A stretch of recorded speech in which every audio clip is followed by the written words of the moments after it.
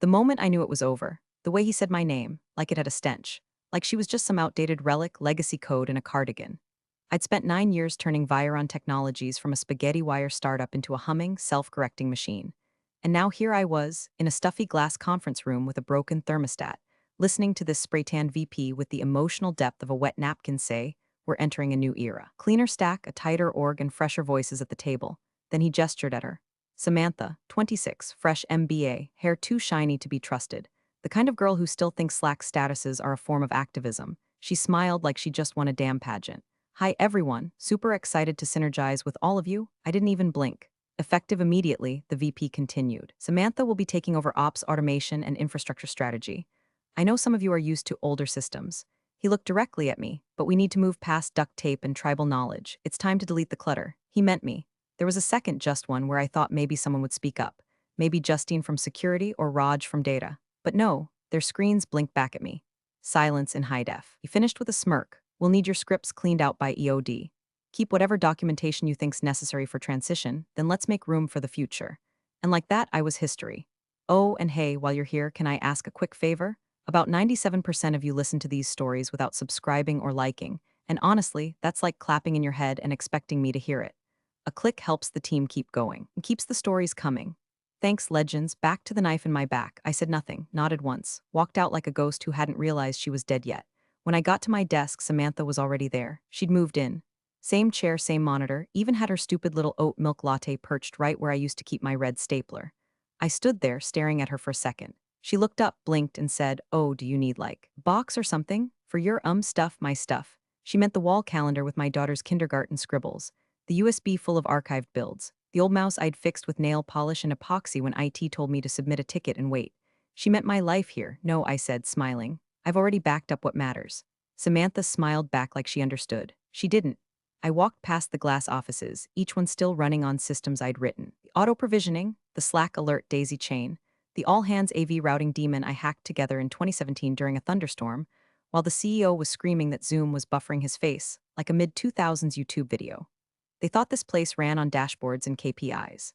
It ran on me. And now they were replacing me with a girl whose last job was running a LinkedIn newsletter about how to manifest career wins with crystal grids. By 4 p.m., I'd cleaned out my Git folder, exported key logs, and zipped the things they didn't even know existed. My backup plan wasn't in the cloud. It was in a cold storage drive, nested 6 directories deep under a folder called Q4 Outreach Revisions. A folder no one would dare click unless they were prepared to accidentally restart the DNS router. And then I sat still, watching, waiting. I didn't scream, didn't threaten. I just waited for them to forget that sometimes ghosts leave tripwires. When someone tells you to burn the house down, they don't expect you to leave behind a fuse and a matchbook. But that's exactly what I did, smiling like a pageant queen as I cleaned up my legacy. I started with the public stuff. Renamed files, wiped logs, left behind a few choice README MDs that said absolutely nothing. Just enough tech jargon to make it look like a handover. Samantha would eat it up. She once asked if a JSON file goes bad if you don't open it in Excel. By 11 a.m., I was in full-on Marie Kondo mode. Compress, encrypt, archive. My real scripts, the ones that made Viron breathe, were zipped into a tidy little tombstone named Workflow Archive Finalv 2 Final Realizip. AES 256 encrypted, tucked into a private drive synced with my off-site machine. No one ever thought to revoke access to the SFTP node in staging. Nobody ever thinks about staging. They'd handed me a corporate shovel and told me to dig my own grave. I was just planting landmines. The VP swung by midday with that smug just checking in face, like he was walking past a dog kennel. "How's the cleanup going?" I looked up and gave him my best Stepford smile. "Great, almost done. Just tidying up the last few process handlers." He made a point to glance at my terminal. Squinted like he understood anything past sudo. "Make sure to scrub the deprecated stuff. I don't want any ghost routines throwing errors once Sam starts pushing her new builds." Ghost routines. I nodded again, of course. Nothing spooky left behind. He walked off, probably to get his mid-afternoon cucumber water or sexually harass someone in marketing via Slack DMs. I heard rumors. I ignored them, for now. Back at my desk, I opened one of my favorite old scripts. A true Frankenstein job from 2017. We were still working however we worked back then, and the AV routing for all hands was a mess. Half the execs sounded like they were phoning in from Mars. IT was useless. I built a dirty, beautiful daemon that detected when the CEO joined the call and hot-swapped the stream to the highest quality route, avoiding jitter and accidental broadcast loops. Things saved us dozens of times. No one ever even asked how it worked, and no one ever documented it except me. I stared at the script's name, Demon Caller 001. Ugly, obscure, invisible. I left it right where it lived in a dusty cron job that never triggered unless a specific set of audio cues were detected. But I added a wrinkle, a backdoor. One line that looked like nothing, buried in a comment block, hash fallback switch, trigger on keyword alignment. The CEO loved that word. He dropped it in every speech like confetti. Let's stay aligned. This quarter is all about alignment. We need tighter alignment across departments, so I gave him all the alignment he could handle. Once that word hit the stream during a live all hands, the script would activate, hijack the broadcast, and route it to his last known active Zoom session. Not a bug. A feature, a fuse. By the time the sun started bleeding into the office windows, my laptop was cleaner than a politician's conscience right before an indictment. Nothing suspicious, nothing alarming, nothing they'd recognize for what it was. I logged out of Slack but left a few Easter eggs. A goodbye gif of a raccoon saluting under the caption, "See you on the other side." Samantha reacted with a heart emoji. Of course she did. They thought I was done. But some ghosts haunt you in plain daylight, smiling, silent, and already holding the match. 3 days after I left, Samantha broke the sandbox environment trying to optimize the CI/CD pipeline by deleting half the shell scripts she didn't understand. They had to revert the main branch with a midnight pull from a stale backup.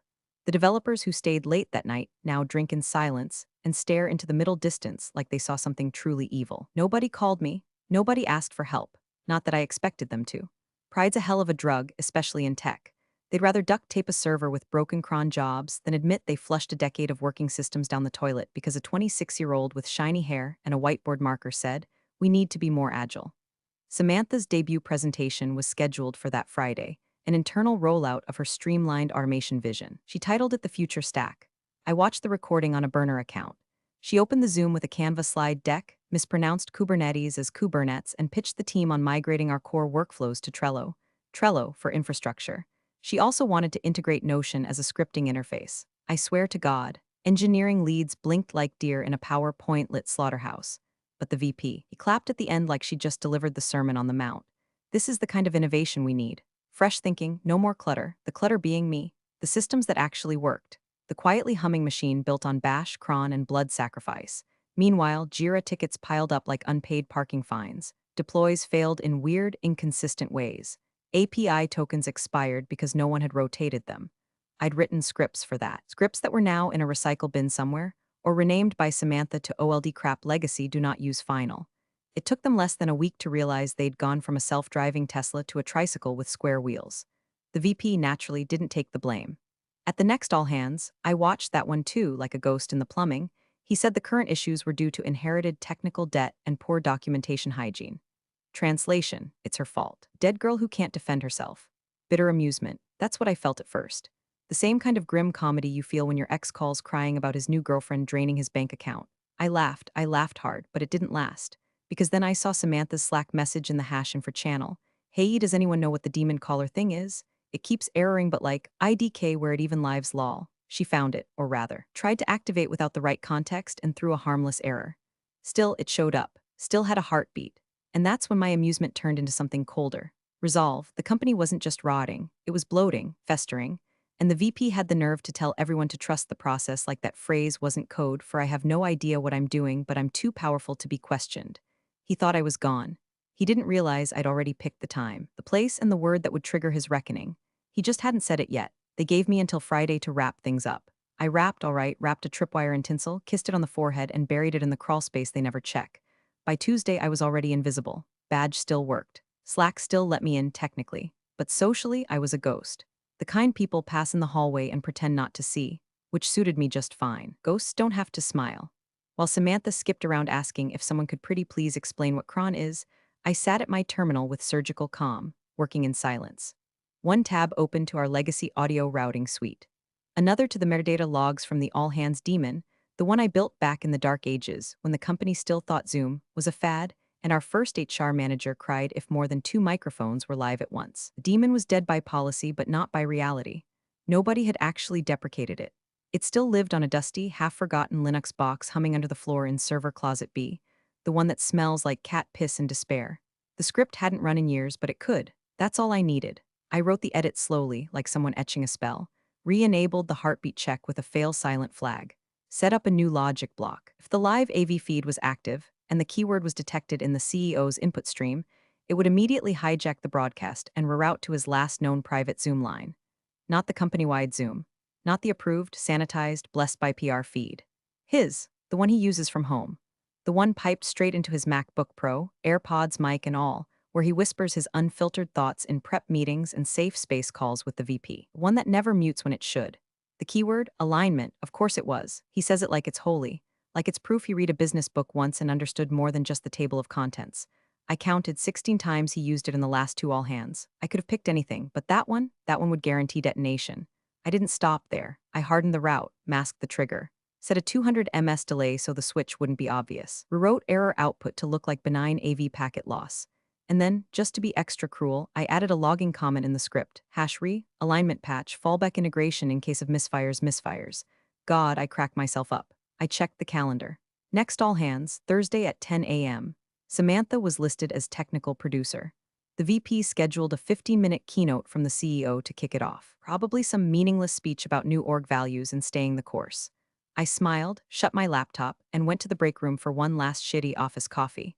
There's a kind of peace that comes from knowing no one in the building realizes the clock is ticking, that everything they think is under control has a vein of C4 running underneath it, and you're the only one holding the trigger word. It wasn't revenge. Not yet, it was still prep. The knife hadn't twisted, but it was sharp, and it was in position.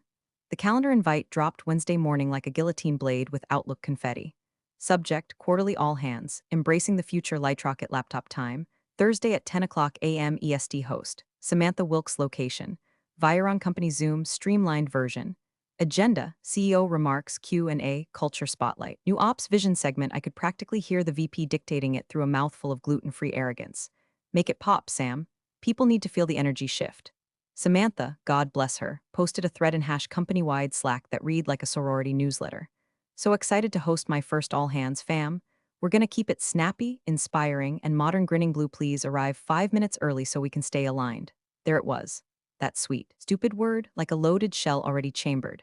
The VP even chimed in to hype her up, calling it a new chapter in Viron's evolution and promising a leaner, smarter, more intentional culture. His favorite buzzword, like intent ever fixed a broken deploy pipeline. I watched the fire ignite from the outside. Well, almost the outside. Technically, I was still employed for another 36 hours. Nobody had revoked my access yet, probably assuming I was already checked out.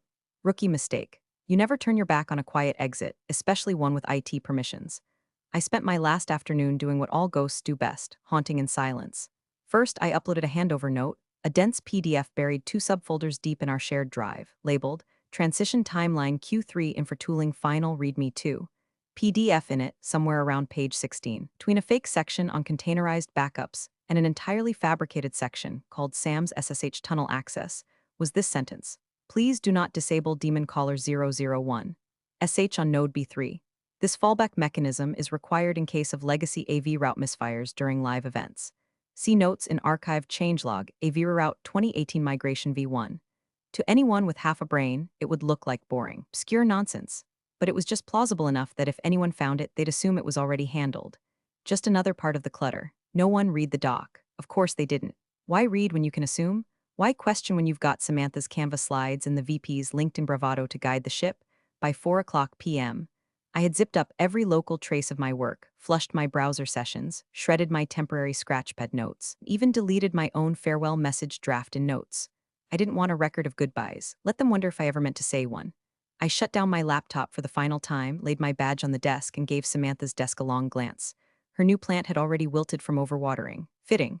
I walked to the elevator like I still belonged. Nobody stopped me. Nobody looked up. That's the thing about a clean exit. You don't scream, you don't slam doors. You just disappear so well they don't realize until you're already a rumor.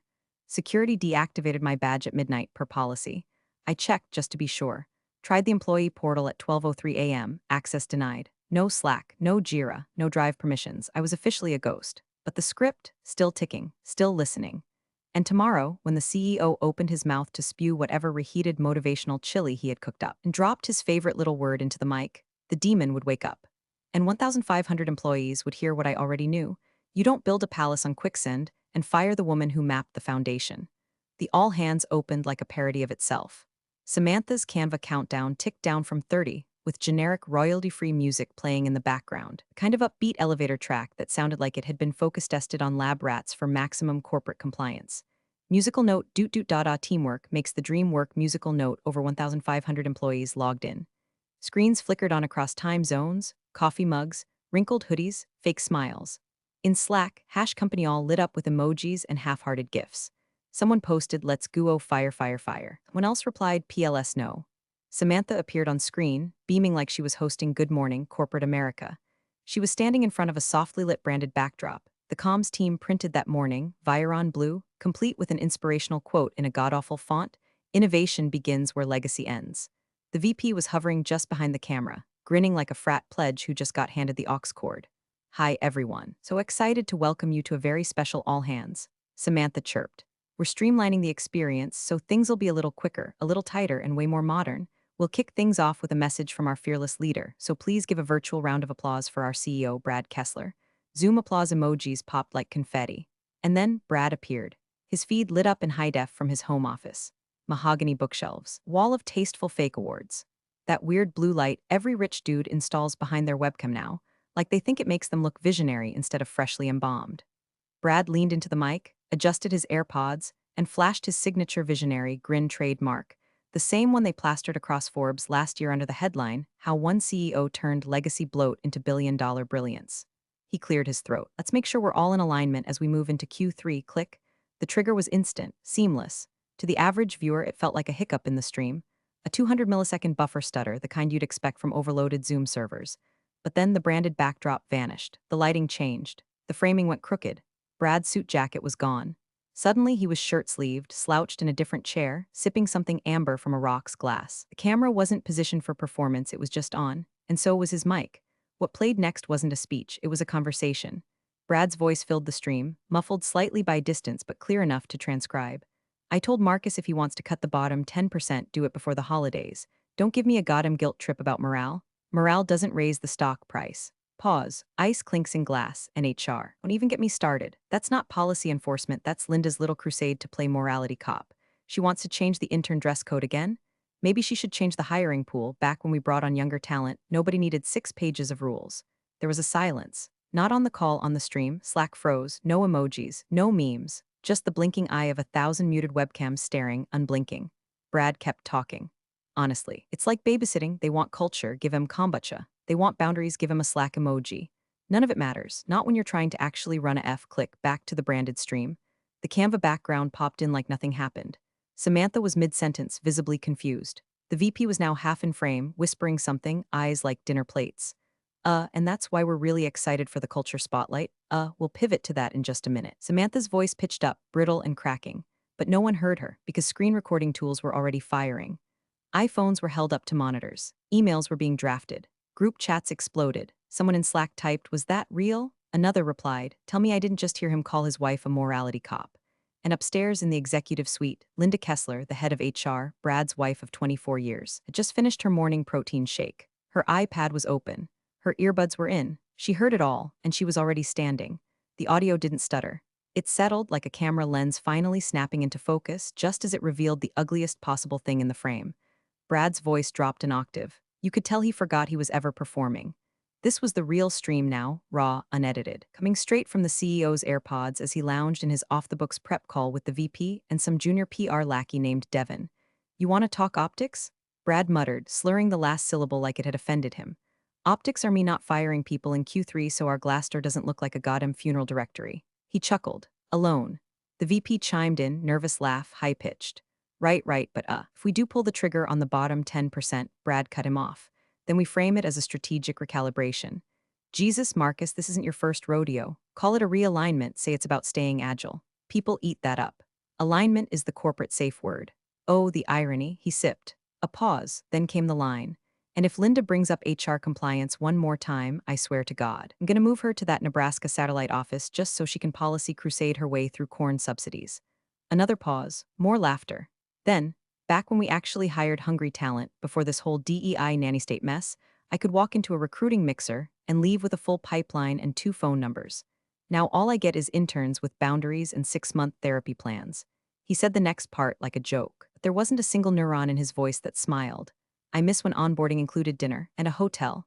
That was the moment the company Slack shattered. You could practically hear the typing across time zones. Screenshots weren't just circulating, they were detonating.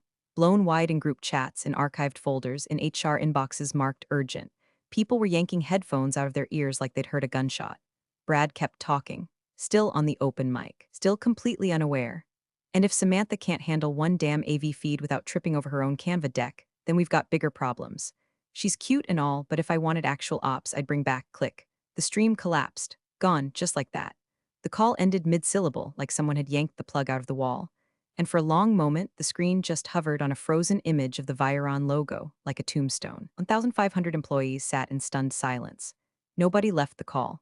Nobody said a word. Until someone, just a random engineer from the Austin office, typed in #company all, "So is this part of the new modernized delivery?" A second later, another message, "Is that what he meant by alignment?" And then it broke open. Like a dam, hundreds of messages. Reaction gifs, yes, but also resignation letters. Anonymous reports. Someone linked a folder labeled Brad Receipts, full of clips people had apparently already been collecting. Whispers became roars, and I sat in my living room, no lights on, no tea this time, just silence and the cold glow of my monitor, watching the aftershocks ripple through the company I spent 9 years building from the inside out. No smug smile, no cackling revenge monologue, just a quiet breath through my nose. Because the thing about watching rot collapse is, it's not satisfying, it's inevitable, and you only feel calm when you knew it was coming all along. It was the sound of heels. That's what did it, not the tirade, not the slurs dressed up in corporate slang. Not even the grotesque nostalgia for onboarding with hotel keys. It was the sharp, deliberate click-click-click of heels on the hardwood hallway just outside the executive wing, barely audible through the still-open internal feed that someone forgot to shut down. The same feed that was still quietly broadcasting from one of the security cams mounted near the CEO's glass-walled office on the 12th floor. It had no sound at first, just that sterile lobby angle, frozen like a screensaver. But then the mic picked up the footsteps. Everyone heard them. Linda Kessler, head of HR, wife of 24 years, Harvard Law, former federal compliance investigator turned corporate diplomat. She was walking, not storming, not stomping, walking like she was already done with the emotional part and had moved on to logistics. She turned the corner into view, flawless black suit, tablet in one hand, glasses on. The same expression she wore in every policy training module, neutral, unreadable, terrifying in its quiet. Someone in #company all typed, is this still the stream? Another reply, no way. That's the executive feed. Who left this open? Third, do we tell someone? But nobody did, because now the feed zoomed slightly, not a glitch, just the auto track focusing as Linda reached the glass door to Brad's office.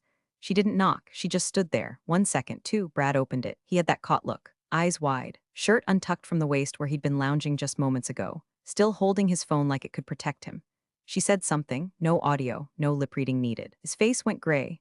Slack exploded again, now fully off the rails. Someone screenshot the moment and posted it with the caption, "Alignment achieved." Others followed suit. "This is the most productive all hands we've ever had. She's about to HR his soul out of his body. Do we even come back from lunch or?" She's going to update his status to formerly employed. Back in the live feed, Linda walked into the office. Calm, no flinch, no raised voice. The door clicked shut. The camera feed didn't switch off immediately. It lingered for 3 more seconds, staring at a closed glass door like a priest staring at a confession booth before the fire starts. And then it cut to black, just silence. The office went still, across departments, across continents.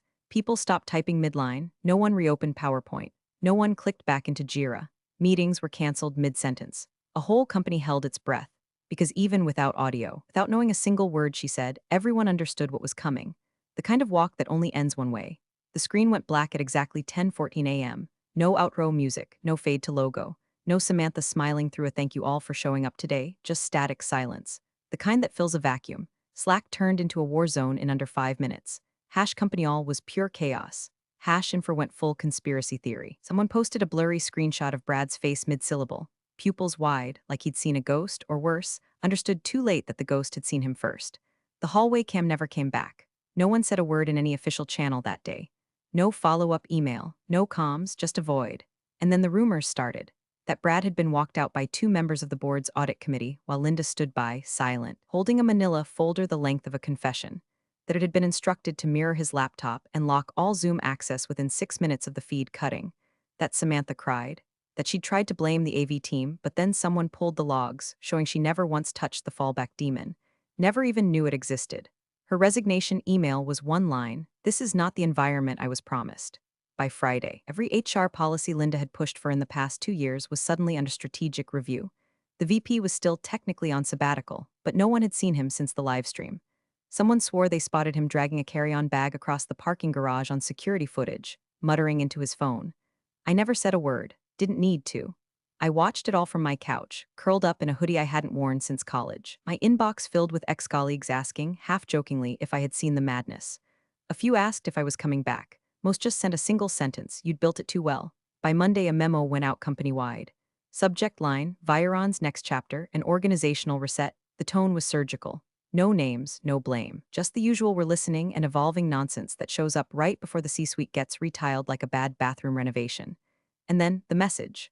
Not from comms, not from HR, from legal. A quiet ping on LinkedIn, sent from a burner profile too polished to be anything but inside counsel. Hi, just doing some routine post-mortem cleanup. Curious if you remember where that old AV script might have originated. No accusations, just clarity. I left it unread. Because ghosts don't text back. Instead, I reopened my Notion board titled Exit Velocity. Logged my third freelance client, a fintech firm in Portland. Good money, remote, and most importantly, respect.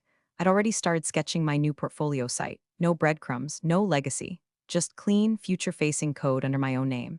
And as I stared at the blank home page, fingers hovering over the keyboard, I thought about the question they never asked, the one they should have asked.